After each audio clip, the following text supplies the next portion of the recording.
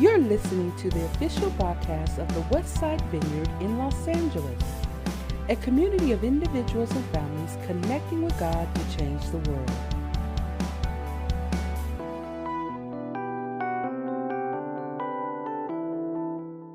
I'm going to invite those who are up to begin to grab a seat.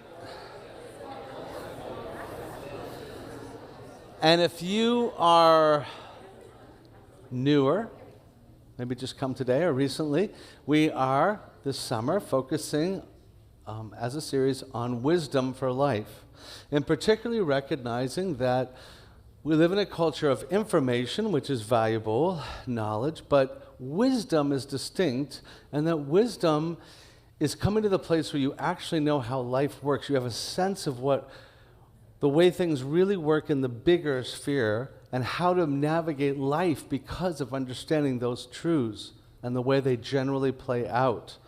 And so we've been listening to how the book of Proverbs, the biblical book that is there really to share that wisdom that often comes with age, but also God makes known to us, and to try to take hold of some of that and see how it applies. And we've been looking at it in the different spheres of life. And today we're looking at wisdom from the book of Proverbs in managing money. It's like, get super quiet, you know? Like, if I had said sex, you'd be grinning. If I had said work, you'd be grimacing. But I say money, and it's like, we have a complicated relationship with money. Now, when we speak, of course, of money, we're not merely speaking of this object of money. Money is really just a form of exchange that's related to something larger. It's related to all of material possessions and, trying to provide for the needs of life and security. There's a whole dimension of things that are kind of related to what we mean when we speak of money. And to that sphere of life, which is managed usually through some currency, I just found out the Aztecs, they use cocoa beans. Wouldn't that have been cool? Like, we exchange cocoa beans, I don't know why, I just thought that was cool. But, there's some that use salt, some gold. We use this kind of denominations of money, like many. But what really it's about is something larger. And that thing that we call trying to manage it and meet the affairs of life and connect it to resources is one that we seem to have a relationship with that's a little complicated.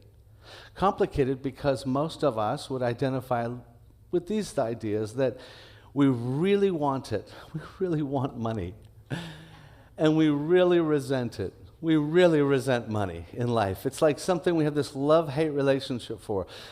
On one level, we have a sense that money will provide for the deepest needs of life. It will be the answer to everything. And then on the other hand, many of us feel like money is the problem and the source of the problem and every problem we have in life. And we have these two things, and that's why I say it's kind of complicated. And so we all have a relationship to this thing called money and material possessions. And generally, it's a bit in conflict.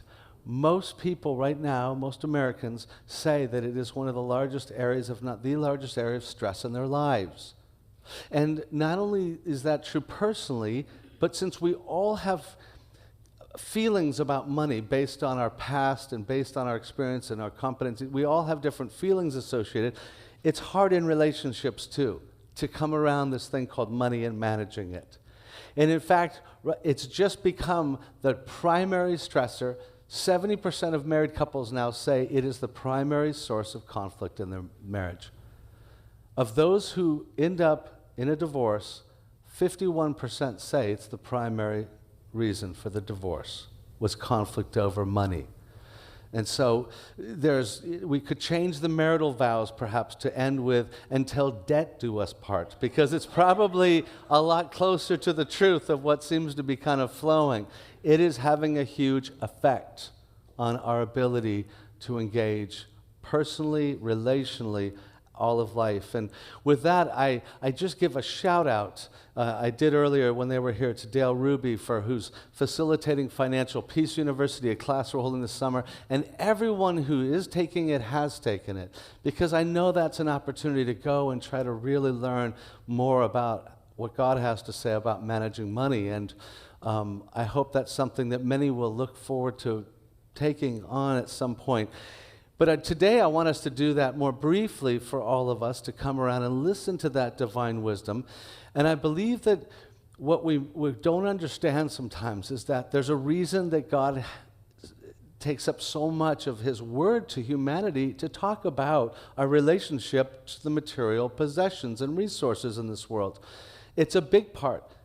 And then you think, yeah, well, not for Jesus. He wasn't into money. About a third of everything he taught was related to your relationship to material possessions and money. It has a huge role to play. And I think the reason, and the thing that I hope I'm learning we need to understand is this, that our entire relationship to money and life possessions is one of being managers of what has been extended to us to care for. That, I believe, is this core truth, that if we don't get it, every other thing about thinking about money, we won't understand. It flows from that. And it is the way that God sees us versus the way that we see ourselves in position in relationship to money. Listen to the very beginning in Genesis when it's told, here is how your existence came into play and your relationship with the world. It says in Genesis 2:15, the Lord God took the man and put him in the Garden of Eden, in the sphere of provisions, to what? Work it and take care of it. And if we can just step back and think, so from God's understanding, you and I were basically, he said, look, I created a world of goodness, of provisions, so go and work it. You know? And in fact, let's be partners in this. That's what essentially he's saying is, I'm the one who provides for the means for everything. But I want you to partner with me in helping to bring forth those provisions. So he gives us authority in this world. Now we gave that up. We kind of turned over our rightful place of authority and kind of gave that over to an enemy, and that's a whole nother picture. But our core role was to be partners. And we really, essentially, we could say that the most core truth is that you and I are managing something that is not ultimately ours. It's not ultimately ours. My experience has been, if we don't understand that, every other element of the way we think will never flow well. If we do understand that, everything starts to kind of flow rightly, if you will, the whole larger set of principles. So Proverbs meets us in that. Psalmist understood that. Psalm 24:1, the earth and everything in it, the world and its inhabitants belong to the Lord. Saying you are essentially, we are managers. Or the old English word would be stewards, which is just another way of saying a manager. So when we speak of stewardship, we're talking about managerialism of life, because that's the way God sees it. So we're not talking about how owners become successful and rich. We're talking about how managers become faithful. Two very different conversations, and that's the heart of what he wants to get to. And Jesus describes this in very stark terms, because for him, he's trying to help us understand, you've got to get this right. You really need to know your role in life. So he told lots of stories. He said, this is the way life really is. And you remember, a lot of those stories start off this way. The owner put somebody in charge, made them responsible, and left. And then you know how the stories end? But when they came back, they would hold them to account for what they did. Whoa, I don't like that. But that's exactly what Jesus is trying to help us understand. That's reality. God has basically said you're a manager and you need to live with the sense that you think they're far away. They're not far away. And you should live in relationship to everything you have, to resources in this world, as a manager who's going to be held into account. And therefore we can say this, that wisdom, as we come to Proverbs, wisdom in managing money is not simply about how I get rich, but how I honor God and truly flourish in the fullness of life. When you understand that's what wisdom's leading us into, something much bigger, because of who we really are, we'll understand things. And the first thing that I think Proverbs would bring home to us or help us to grasp is this. Make the goal then, the thing that you really want in terms of managing money, make the goal of your relationship with money that of exercising responsibility and trust in relationship to God, the source of all of life. That is a very different goal than normally one has. And there's lots of books and blogs and websites and resources to tell you how to have financial success. Tons of stuff on financial success. And much of it has very helpful things to say. What I do find is that nowhere do I find this profound truth about what my goal should be other than the book of Proverbs and God's perspective. And listen to what Proverbs 30 says, 38:9. Don't let me be too poor or too rich. Give me just what I need. If I have too much to eat, I might forget about you. If I don't have enough, I might steal and disgrace your name. Wow. I haven't read that one lately in any book. It's like, wow, that's kind of a radically different view towards what it is that I should value most in my relationship to money. That this whole goal should be, don't let me lose dependency and don't let me become desperate. Neither will be healthy for me. What is so important here? Why are they saying this? Because all this money, all the material possessions are going to be gone. They're not life-producing, they're dead. They don't have life in them, they're just part of what I manage. Where do I get life? From the source of life. Where do I get love? From the source of love. So my life will flourish if I keep my relationship with God as dynamic and wonderful, and I'm living in relationship to Him. So don't let me lose this, is what the writer is saying. Don't let me lose this. And let my goals for money be to never lose this. That is what I must hold on to. It's at the end of the day, the one thing that's going to be life-giving. And so there's this dynamic relationship with trust. And this is what Jesus carries so much for us to understand, that we're constantly living in a dynamic dependency on God. When they looked at Jesus, they said, wow, you live in relationship to God as your Father and into His dynamic like no one else. And you want us to have that relationship. So teach us how to pray, because that's how we align ourselves with God. You always are praying. You're always in this kind of conversation with God. Teach us to do that. You remember what He did in that prayer? You want to know how to pray? Do you want to know how to align yourself? It included this line, give us this day our daily bread. Oh, come on. I want to pray, God, give me the resources that lay out security for the rest of my life. That would be my prayer. That'd be most of our prayer. Like, that's a good prayer. But no, give us our daily bread. Just let me have to kind of trust you on a day. That's a different prayer. Do you hear the heart of it? It says something about the kind of life we should have, where we live in this dynamic dependency. Why? Because the truth is this, and this is what Jesus understands, wants us to get, and Proverbs attests to this, that we will serve what we truly trust and honor most. You will ultimately serve in life whatever you're really trusting in most. That's who you're going to honor. You can talk all about being a follower of Jesus. You can talk all about believing in God. At the end of the day, as somebody would say, you want to know who your God is? Look at your finances.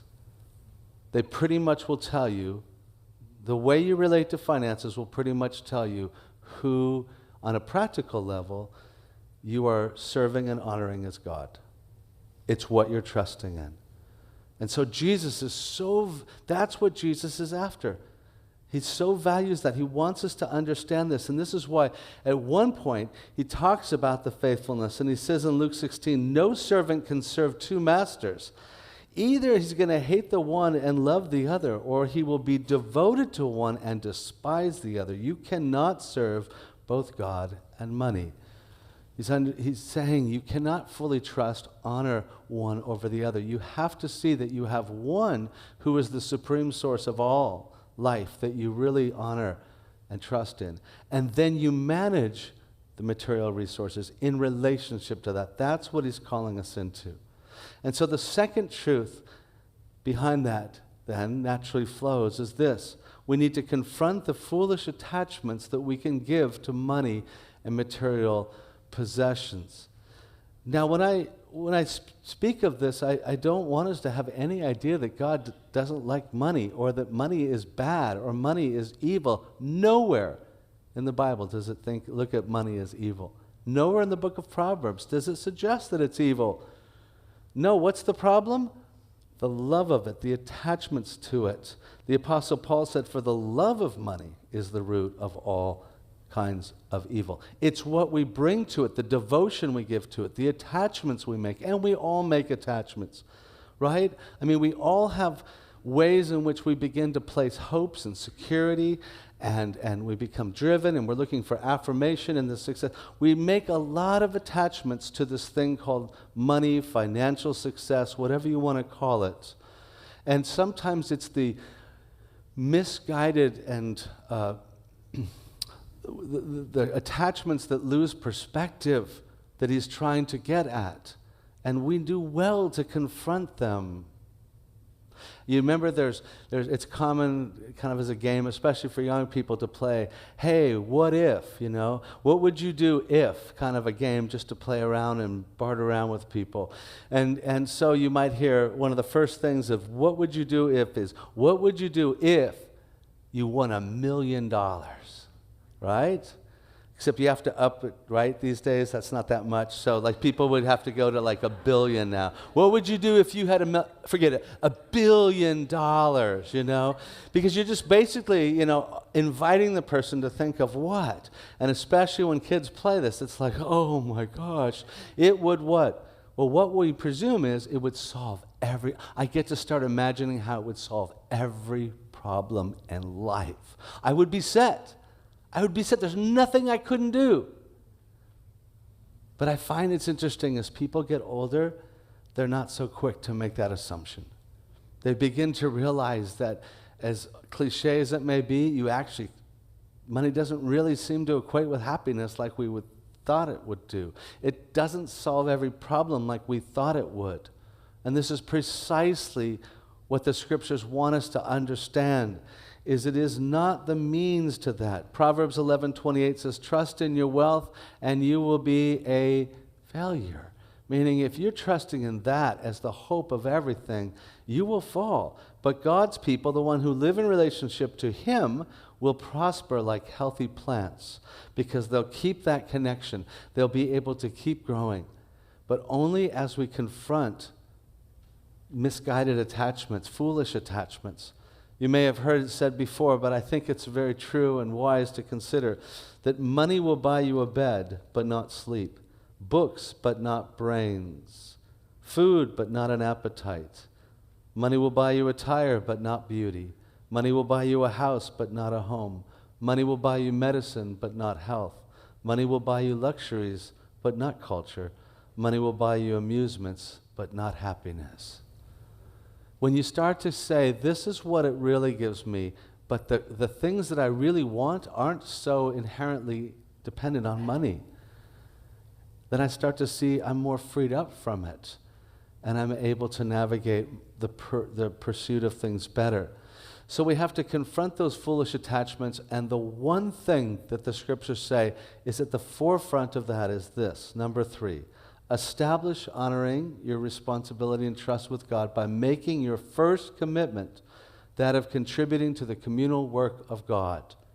And this is what we find right there at the beginning of Proverbs, and more well-known proverb in Proverbs 3, where it says this, honor the Lord with your wealth and with the first fruits of your produce. Then your barns will be filled with plenty and your vats will be bursting with wine. Now, many people are familiar with that. Many people know that command and seek to try to give to God first and foremost. And I know for other people it's like, whoa, that sounds very strange and very scary. Like I owe God something, or I'm supposed to give to him. That seems kind of weird and wild. I don't get it. Well, the essence behind it, this idea of the tithe or the first fruits, which really was they were to give the first tenth of everything they had. First tenth right off the bat. I give that to God, kind of not because it's his, everything's his, but because it sets me, it establishes me as one who is living as a manager. And there's a more dynamic element to it.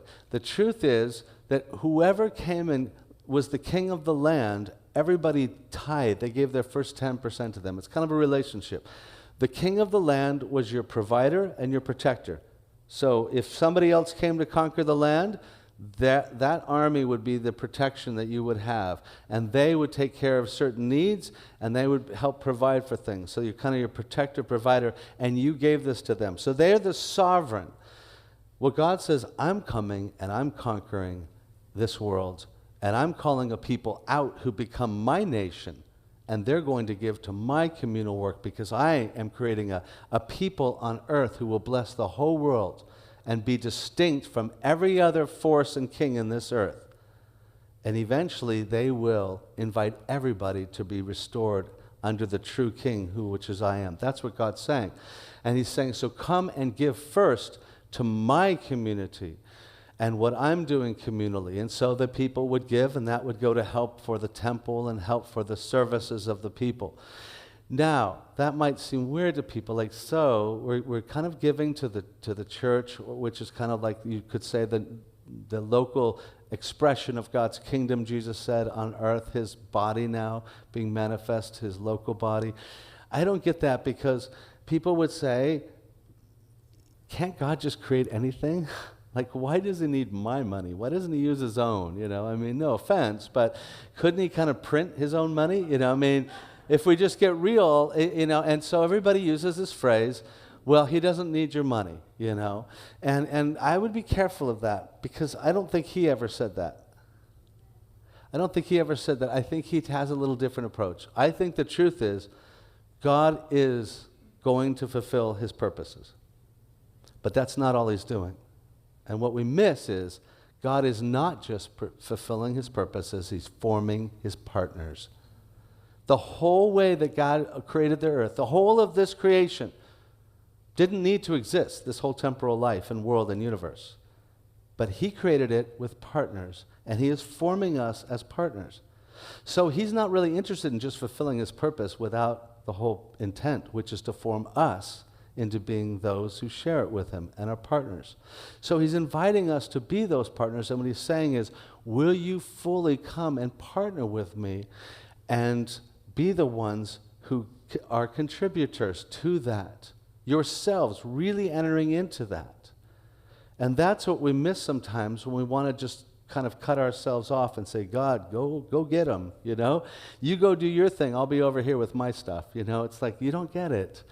God says. I like how Tony Campolo, some of you know he's was a kind of a humorous leader and speaker and in ministries. And one time, Campolo was asked to come and speak at a huge fundraising affair that some women were having for an organization. And so naturally, they had a huge goal, a huge need that they felt for this. And so they asked him, Tony, will you please get up and pray that God would provide for our need? And he said, no, I won't. And they're kind of taken back. Well, that's kind of why, you're like the one we're looking to. I said, why would I pray for that? God did provide for your need already. It's right here in this room. And when you collect it, I'll give thanks for it. He was spot on right. So they took up, as they expected they would, they took up from the resources God had already provided. They collected and they had plenty. And then he gave up, and then he said, now I'll pray. And he thanked God for what God had provided through the people.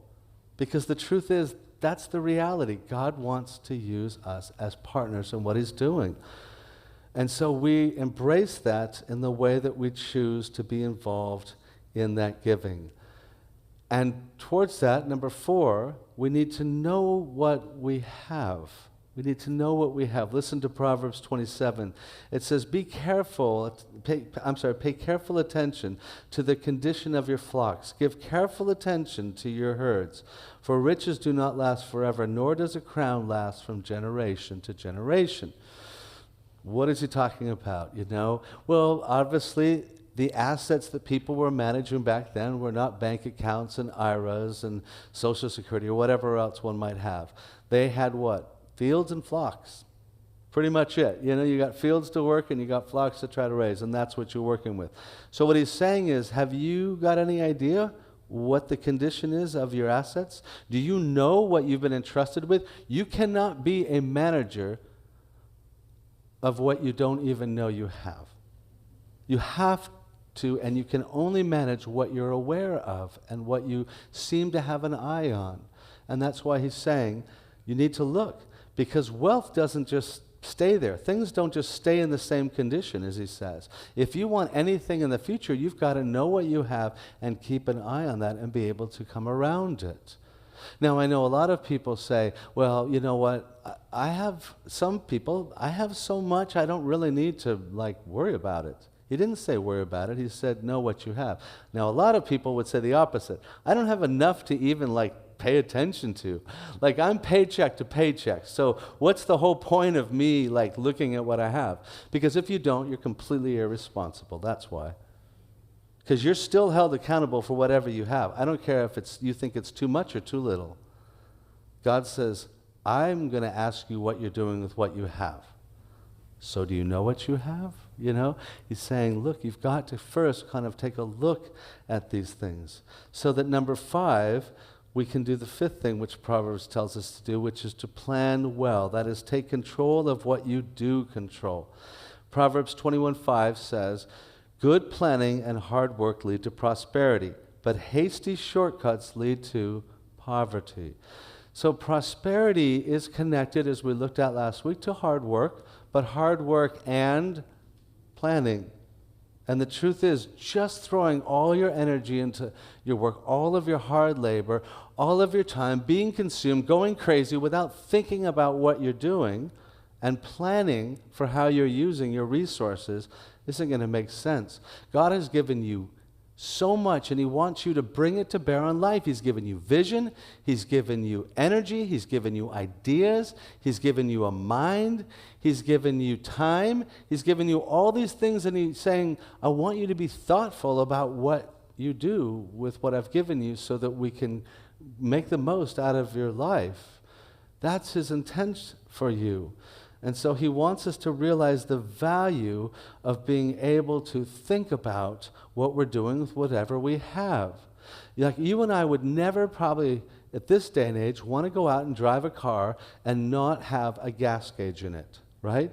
I had cars that didn't really have functional gas gauges, those old VW bugs, I don't know what happened to that. What happens? Eventually you've got a crisis, right? Because you suddenly ran out of gas. You got a big problem, And most of us wouldn't want that problem. And so, of course, we pay attention. We want a gas gauge. We pay attention to it to avoid the crisis. The interesting thing is we operate financially without a spending gauge. Most of us have no spending gauge. So we actually end up in a crisis going, I don't know what happened. It's all gone, It's like we don't think about and plan for the bigger picture. And we do well to come around our stuff that way, our opportunities. Proverbs 6, as we looked at last week, says this, take a lesson from the ants.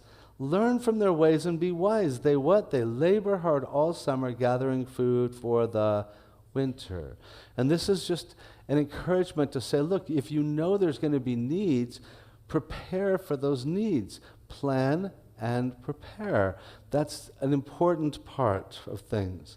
And then you'll be able to do, as I said in number 6, direct money intentionally. We're told to be thoughtful and directed. This is one of the things that Dave Ramsey speaks so much about in Financial Peace. He says, basically, money's going to flow on its own through ways you'll never quite know what led it to do it, unless you stop and you tell your money where to go. That's what you're essentially saying is, look, if I have this much, I need to start choosing how to direct it to meet the needs that are valued. And in that, Proverbs now gives some real warnings and says the foolish will spend and relate to it this way, and the wise this way. And so it gives us these warnings, and the first one, the primary one that I want us to close with, is this: avoid wasteful spending. It would tell us the foolish spend all on short-term desires. There's a name for that today. It's called impulse buying, rather than save for longer-term needs. Proverbs 21:20 says, "In the house of the wise are stores of choice food and oil, the primary things for life, provision, but a foolish man devours all he has." Oh, wow. Those words, they don't sit well with me because they hit a little close to home. I probably am tempted to just kind of devour everything I have. It's telling me, be careful. Devouring what you have will always be a tendency that's going to harm your life. Avoid that kind of living. Now, when it comes to spending, it's saying don't spend wastefully, spend thoughtfully. And I know that when it comes to, discretionary spending, we all have different habits. We all have different things that we consider to be valuable and different approaches to that. This always comes up in a marriage because usually they're not the same things, My wife doesn't appreciate, I need to buy those tools to do things that I don't have time to do and you've been asking me to do, but I still need to get the tools. So if she sees me going to Home Depot, she's like, what your eyes will see, are different than her eyes would see. And I would have things that I'm saying, you really think that's important? So we all have these things that we might consider that we think are so important. And the point that I want to make in that is to understand that I think if there's anything you and I would be willing to confront, it's this. We need to understand how much our culture has shaped us as shoppers. Seriously. You might think you're your own person. You are so much more shaped in your own relationship to money than you think. Think for a minute. Throughout all of human history, almost all of it, what did people have as their relationship to the material world? I would argue they were cultivators. You basically, let's say there's a field. Let's go work the field. There's livestock or other sources. There's fish. We can cultivate these things. I'm a cultivator in order to bring forth the things that God would want me to bring forth to provide for me and the earth.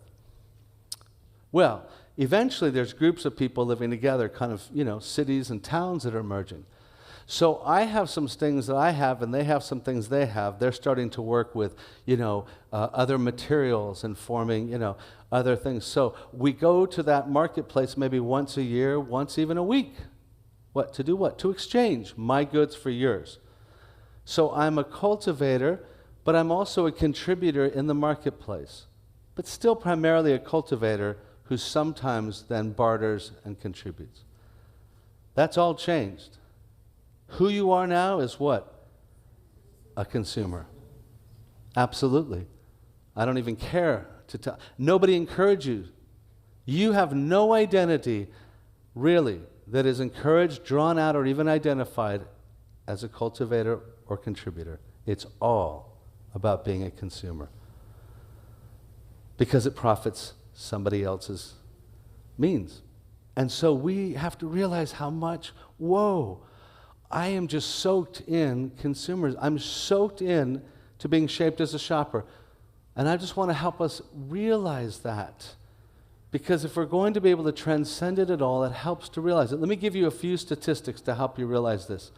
As Americans, we have 48 square feet of retail space per citizen. No country has even half of that. Twice anybody else in the world. Do you know that there's 48 square feet of space somewhere in this country, in retail space, set aside just for you? It's insane. It's insane. But that is the kind of people we've created them all. We actually now spend far less, though, in percentage on basic food and necessities. In 1901, that's not that far back, people spent 80% of their financial means was providing for their basic necessities. 20% was left for discretionary things that they could choose to buy. The rest were pretty needed.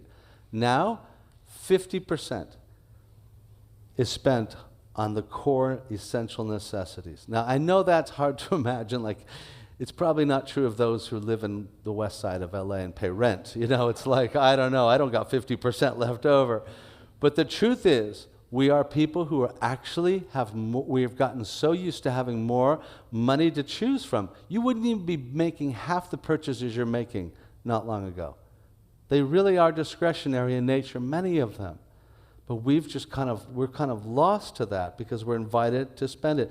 In 1930, the average woman had 9 outfits. That's not that long ago. Today, 30. Some of you are defying that, okay? One way or the other, the average American wastes each year tossing unwanted food or snacks away, meaning I bought more than I needed, I have to toss this. The average person, $529 a year is being thrown away just because that's the way that we live. It's the lifestyle and the way that it flows for us. The average American spends more on shoes, jewelry, and watches than on higher education. As a culture, we spend more on shoes, jewelry, and watches than on higher education. That's fascinating. Nothing wrong with shoes, jewelry, and watches. It's just that they're what? They're short-term in nature. You know, they're appeasing for a while. They move on. Whereas education is what? Lasting. It's empowering. It helps us to continue to progress in meeting and providing for life. Again, it's an indicator of this. But the thing that is being talked about the most right now, and there's lots of research projects in the last 2 years in particular, is this: retail therapy. You might have heard of this. It means when you go shopping and admittedly you go buy something because of just it helps you feel better, not out of any other primary reason. So you're just having a really lousy day, you're feeling depressed and really lonely, so you go on Amazon.com and you just like buy something because it'll be there in 2 days, you know, and or you head to the mall or whatever it does. But you buy because it makes you feel better. And the average American is spending $1,652 a year on retail therapy just to try to deal with those needs. That's a fair amount of money. And here's the interesting thing. The same studies have found that on average, the good feelings last 5 hours and 45 minutes. When people are asked, how long did you feel good for? How long did you keep that feeling for before it kind of just lost it? About that 5 hours and 45 minutes. 2/3 of those who are being asked about this said that they regretted that purchase and wished they had spent it on something more valuable in a lasting manner. What is that about? Just that impulse to relate to money in a way that is driving us in the wrong way. And so these very profound and brilliant economists that have been studying this have been asking themselves, how can we overcome this? Because it's going to drive us to ruin, this kind of way we relate and spend, and where it's bringing people financially. And so these brilliant minds, they came to one conclusion: it is not to go try to find a better sale. Now, saving money on something you need, that can be helpful. But the road to ruin is usually through good deals. They find that many people who are chasing good deals are spending a heck of a lot of money on good deals they never needed in the first place and weren't that good. The road to financial ruin, the road to bankruptcy, is usually through people who are trying to find good deals. So what do these brilliant economists say is the answer? 2 words: shop less. Brilliant. Brilliant. Shop less and shop less impulsively. Proverbs is begging for us to grasp this. Shop less impulsively. And then it goes on to warn us to avoid debt, and obviously debt is something that so often, and many of you are, and many of us, most of us, so at some time will feel a bit buried. We owe more, we've borrowed, we've used credit cards, and that is a hard, challenging, we don't have time, but I will have lots of notes, and I encourage you, whether it's Financial Peace University or anything else that can help you deal with debt, come to me. I'd love to just help find resources to deal with it, because I know it takes control of lives. I get the same letters in the mail, right? Where they write you that letter. Congratulations, Brad Bailey. We are going to extend to you preferred, pre-approved credit card. Oh my gosh, I just feel like incredibly honored. And what I want to hear is they trust me. They trust me, and they're going to give me power. What I should hear is they trust me to spend more than I actually have, and they're going to take away my power. Its credit is just not all that it's cracked up. Most of us know that. You don't need lectures on this, but I just want to say that God cares about it. He really cares that we do not have to live constantly under that weight, under that control. And lastly, he'd say, avoid hoarding. Avoid hoarding. That the foolish will hoard their resources. Proverbs 28:22 says, a stingy man hastens after wealth and does not know that poverty will come upon him. See, the nature of being stingy or hoarding is not the same as savings. Savings comes because you really want to do good, and you want to do good long-term good. Stingy or hoarding is when it's coming out of fear. And we've all had maybe moments of that, some of us more than others, where we go, I don't have enough. I got to save more. And it loses perspective. And we're just trying to hold on to stuff.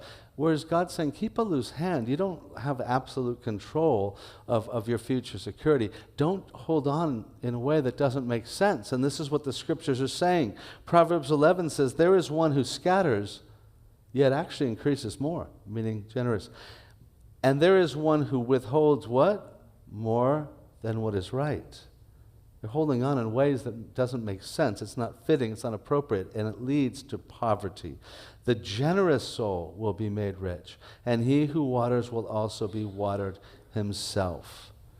And this leads to the last point, number 7, which is be generous to those in need.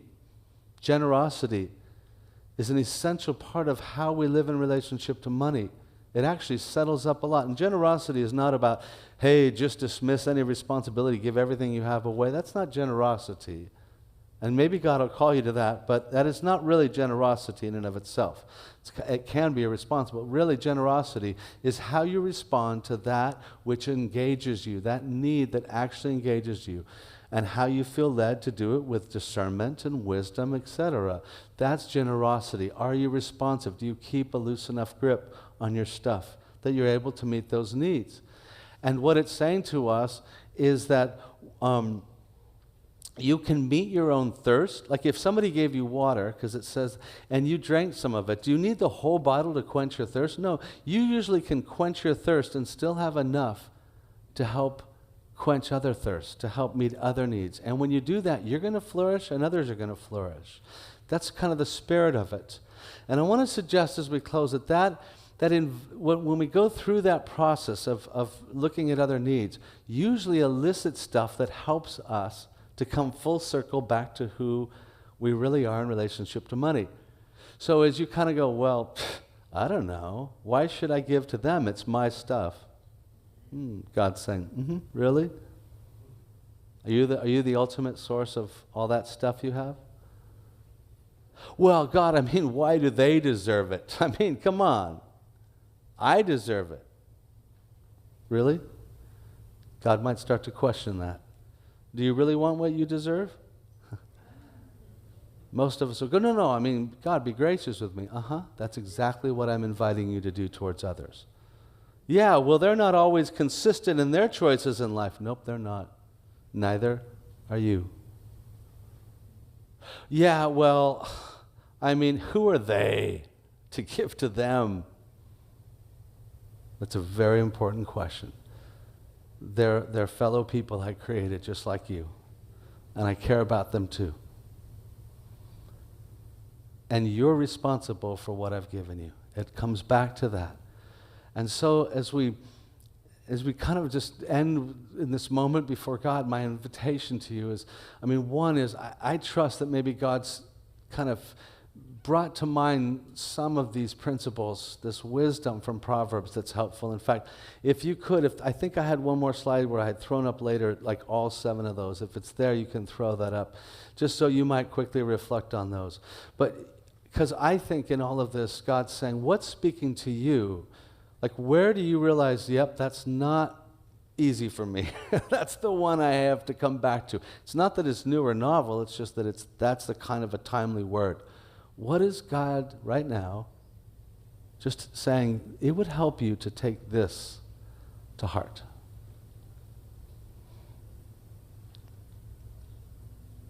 I want to invite you just to ponder that for a second. Because in a moment, I just want to invite you just to kind of offer that to God.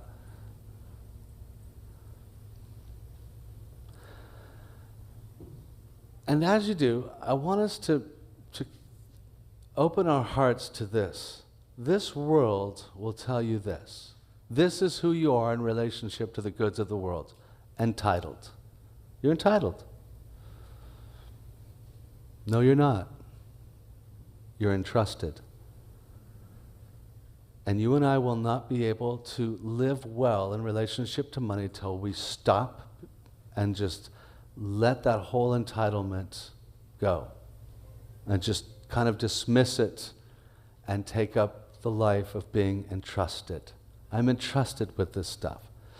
This world's going to tell you that you are a shopper and you better get good at it. You're a shopper. God's going to say, no, you're a steward. You're a steward. You are a manager. And when you take that on, you will begin to live very well. And actually, you'll flourish in this world comparatively. Let's pray. Father, we thank you that we live in a world in which you have created provisions. We're not like here without food and sunlight and breath and air and so many of ways that many needs can be met. But we need to re-embrace what it means to be your partners in that. And to understand that you have provided, and it's a good thing. Many of us have just learned to resent or be afraid of managing life's resources and money. Forgive us. We ask now that you would help us to grow as partners who can appreciate whatever opportunity we have. And I just invite you to take a minute if there's anything specific that you want to ask God for help for, and just maybe join and agree with him in identifying. Just take a moment in your own inner prayer. I feel like the Lord's saying, some of you just hear this word of kind of like there's a giving up. You're either in it or you realize you've quietly done it in your heart. I give up being able to be responsible in life. And I just want to speak the authority of Jesus against that. There is no end to that. You may feel like your circumstances, you can't see how to get out of them, but I feel like the Lord's saying, you never stop becoming that. And Jesus, we just receive that you have called us into a role that is never over, that whatever condition we are in, you are inviting us back into the larger world where we don't just enjoy this world, but we enjoy it in relationship to a larger world. And we just confess that you are ultimately enough. Your love is what's lasting. And your provisions for our ultimate needs is great. We pray this in Jesus' name. Amen. Thank you for listening to the official broadcast of the Westside Vineyard in Los Angeles. Tune in for next week's message.